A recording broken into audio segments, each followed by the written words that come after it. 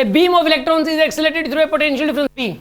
It is then passed normally through a uniform magnetic field where it moves in a circle of the radius r. It would moved in a circle of radius 2r if it were initially accelerated through a potential difference of. अच्छा, radius 2r चाहिए. Radius क्या होता है बताइए? Radius √2m के upon में QB. तो सीधी सी बात है, काइनेटिक एनर्जी 4 टाइम्स चाहिए और काइनेटिक एनर्जी 4 टाइम्स तो वोल्टेज 4 टाइम्स. आंसर आएगा 4V. डी ऑप्शन करेक्ट है. ये मैंने तुरंत बता दिया 5 सेकंड में.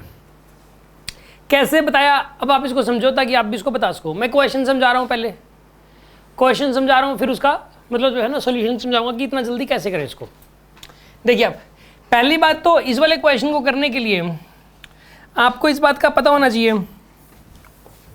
ये क्वेश्चन जैसे इसको करने के लिए पहले तो एक बात पता होनी चाहिए आपको कि अगर V का पोटेंशियल डिफरेंस है V का और इसमें से Q का चार्ज गुजार दिया जाए, 0 स्पीड थी इसकी शुरू में, तो यहाँ से यहाँ गए तो इसके पास काइनेटिक एनर्जी आ जाती है. कितनी काइनेटिक एनर्जी आ जाती है इसके पास? देखिए Q इंटू वी की, या जैसे डेल्टा V का पोटेंशियल डिफरेंस है तो Q इंटू डेल्टा V की. अगर V का पोटेंशियल डिफरेंस है और Q का चार्ज उसमें से गुजार दिया तो या तो QV की काइनेटिक एनर्जी उसकी बढ़ जाती है या फिर घट जाती है. अगर इलेक्ट्रिक फील्ड इस तरफ हुआ तो क्या आएगी बताइए? इसके अंदर ये बढ़ जाएगी. जिधर इलेक्ट्रिक फील्ड उधर ही पॉजिटिव चार्ज आ रहा है तो यहाँ पे काइनेटिक एनर्जी बढ़ जाएगी. और अगर अपोजिट में मतलब मान लो यहाँ पे चार्ज पार्टिकल है, ठीक है, उसको वेलोसिटी दी अच्छी खासी और इलेक्ट्रिक फील्ड इस तरफ है इस बार, तो इलेक्ट्रिक फोर्स इधर लगेगा तो काइनेटिक एनर्जी घट जाएगी. हमेशा V के पोटेंशियल डिफरेंस से गुजारने से काइनेटिक एनर्जी या तो Q इंटू वी बढ़ जाती है या फिर Q इंटू वी घट जाती है. जिधर इलेक्ट्रिक फील्ड है उसी तरफ अगर चार्ज आ रहा है तो kinetic energy Q into V बढ़ जाएगी और उसके अपोजिट में चार्ज आ रहा है तो QV की काइनेटिक एनर्जी घट जाएगी. ये बात बहुत इंपॉर्टेंट है, न जाने कितने सारे क्वेश्चंस में ये यूज हो चुकी है ये वाली बात. ठीक है, क्लासरूम के अंदर भी, DPP मैंने बार बार इलेक्ट्रोस्टैटिक्स में आपको बताया था. एनीवे देखो, अब यहाँ पर भी मैग्नेटिज्म में इस बात का यूज कर लिया और इस बात का यूज कई जगह करेगा पूरी फिजिक्स में.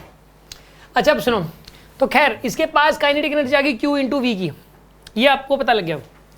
अब ये क्या हुआ कि जैसे कि ना यहाँ पर एक मैग्नेटिक फील्ड है, ठीक है, सुनो ये एक लाइन है, सपोज यहाँ पे मैंने एक लाइन बना दी और यहाँ पे मैग्नेटिक फील्ड ऐसे, यहाँ मैग्नेटिक फील्ड इस तरीके से बनाया हुआ है जी हमने, ठीक है, और चार्ज पार्टिकल यहाँ से ऐसे एंट्री कर गया V की स्पीड से. पहले तो ऐसे सीधा आ रहा था ये, पहले तो सीधा आ रहा था ये, इसके अंदर एंट्री कर गया, नॉर्मली एंट्री कर गया. मैग्नेटिक फील्ड के साथ नॉर्मली एंट्री करने का मतलब क्या है? मैग्नेटिक फील्ड के साथ परपेंडिकुलर है तो मैग्नेटिक फील्ड को अंदर बना दिया, इसको प्लेन में बना दिया. परपेंडिकुलर बनाना जैसे मर्जी बना दो. परपेंडिकुलर बनाना होना तो मैग्नेटिक फील्ड अंदर की तरफ दिखा दिया करो आप, सबसे आसान हो जाता है सोचना. ठीक है, तो V की स्पीड से एंट्री करवा दी तो V cross V magnetic force ऊपर लगेगा. ऊपर लगेगा तो इधर मुड़ने की कोशिश करेगा, मतलब ऐसे सर्कल बनेगा, ये ऐसे इस तरीके का सर्कल बनेगा एक अंदर ही अंदर. फिर जब ये बाहर निकलेगा ना तो बाहर निकलेगा तो उसी स्पीड के साथ बाहर निकलेगा ये ऐसे, फिर सीधा चला जाएगा. जितनी स्पीड से आया था उसी स्पीड से चला जाएगा. यहाँ पे स्पीड चेंज नहीं हो रही, यहाँ पे उसकी स्पीड चेंज नहीं होगी. ये बात समझ आ रही है आपको? अंदर कैसा पाथ बनेगा? सर्कुलर बनेगा, कर्ड पाथ बनेगा अंदर ही अंदर. समझ आ रही है बात आपको? अंदर ही अंदर कर्ड पाथ बनेगा.